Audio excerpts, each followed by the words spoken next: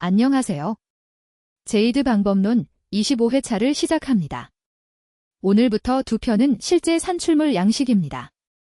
본인 부서에서 바로 가져다 쓸 수 있는 형태로. 오늘 다룰 두 가지는 모든 AI 에이전트 프로젝트의 첫 두 문서입니다. 페르소나 정의서, 그리고 자동화 백로그. 지난 24회차 끝에서 한 가지 약속을 드렸습니다.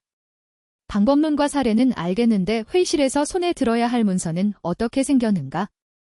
오늘 그 답을 드립니다.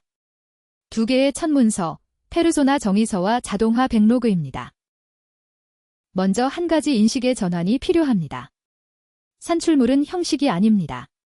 판단 기준을 고정하는 장치입니다. 대충 써놓은 문서는 자동화보다 위험합니다.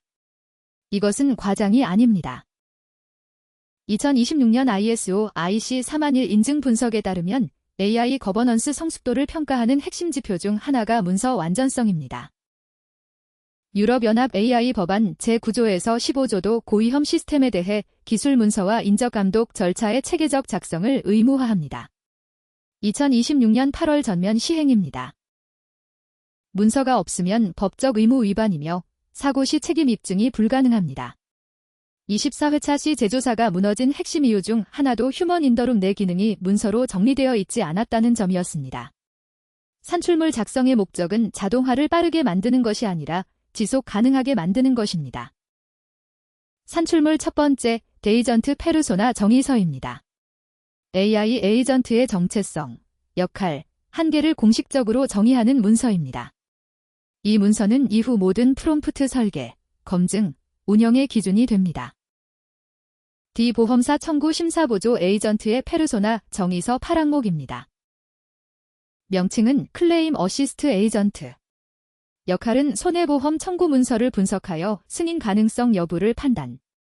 가정 경력은 보험심사 실무 10년 이상. 참조 지식은 사내보험 약관집과 심사 가이드라인.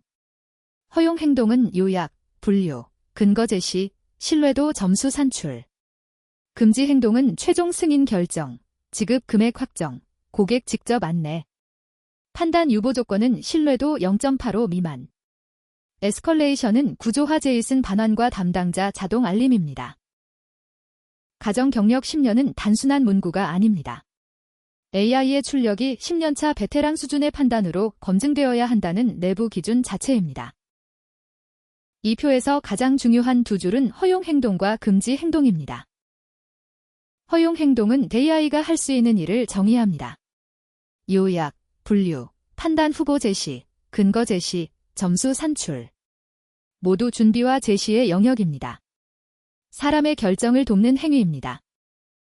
금지 행동은 AI가 절대 하면 안 되는 일을 정의합니다. 최종 승인 결정, 지급 금액 확정, 고객 직접 안내. 모두 책임이 따르는 행위입니다. 이 두 줄의 명확한 구분이 없으면 AI는 어느 순간 AI가 결정한 것 같은데 누가 책임지지라는 질문을 만들어냅니다. 24회차 시 제조사 사례에서 본 것처럼 이 질문이 등장하는 순간 프로젝트는 무너집니다. 이 진단은 산업표준화 흐름과도 일치합니다. 2025년 10월 발표된 폴리시 카드 연구는 AI 에이전트의 운영, 규제, 윤리 제약을 기계 판독 가능한 표준 형식으로 표현해야 한다고 제안합니다. 허용 룰, 거부 룰, 의무, 증거 요건 형식입니다. 페르소나 정의서의 허용 행동과 금지 행동 두 칸은 이 폴리시 카드의 허용 거부 룰과 정확히 동일한 구조입니다. 산출물 두 번째, 업무 자동화 백로그입니다. 자동화 대상 업무를 직관이 아닌 기준으로 정렬하기 위한 도구입니다. 기본 원칙은 비정형성이 높고 판단이 필요하며 반복량이 있으면 AI 적합. 정형적이고 규칙이 명확하면 기존 RPA 유지입니다. 보험사의 자동화 백로그입니다. 실손 의료비 서류 심사, 비정형성 높음, 판단 중 ROI 88점. 1순위. 자동차 사고 견적 검토. 76점, 2순위. 단순 문의 메일 분류. 82점, 3순위. 마지막 줄에 주목하십시오. 정형보고서 발송은 월 5,000건이라는 압도적인 처리량을 가지고 있지만 AI 자동화에서 제외됐습니다. 이유는 단순합니다. 이미 RPA로 충분하기 때문입니다. 10회차에서 본 JI를 써야 할 곳이 아니라 쓰면 안 되는 곳을 먼저 확인하라 원칙의 실제 적용입니다. 기존 자동화 ROI는 주로 처리 시간 단축 곱하기 건수로 계산됩니다. AI 에이전트 프로젝트에서는 이 방식이 ROI를 절반 이하로 과소평가합니다. D 보험사 실손 의료비 심사 업무를 예시로 재해석한 것입니다. 시간 절감. 자동 처리 60%로 월 180시간 절감. 오판단 사고 방지. 월 평균 오판단 2건의 사고 대응 비용 포함. 판단 일관성 가치. 담당자별 편차 제거로 민원 감소와 재심 비용 절감. 마지막 운영 지속성. 담당자 이직 시 판단 기준 소실 리스크 제거. 마지막 행. 운영 지속성은 숫자로 환산하기 가장 어렵고 동시에 가장 큰 가치입니다. 마지막으로 페르소나 정의서 작성 시 흔한 실수 3가지를 짚어드리겠습니다. 첫째, AI는 똑똑한 비서 같은 모호한 정의. 올바른 접근은 구체적인 가정 경력과 참조 지식을 명시하는 것. 둘째, 허용 행동만 적고 금지 행동 누락. 올바른 접근은 금지 행동을 더 자세히 적기. 셋째, 신뢰도 임계값을 작성 시점에 정하지 않음. 올바른 접근은 수치로 명시. 신뢰도 0.85 미만 시 유보 같은 형태입니다. 특히 두 번째 실수가 가장 흔합니다.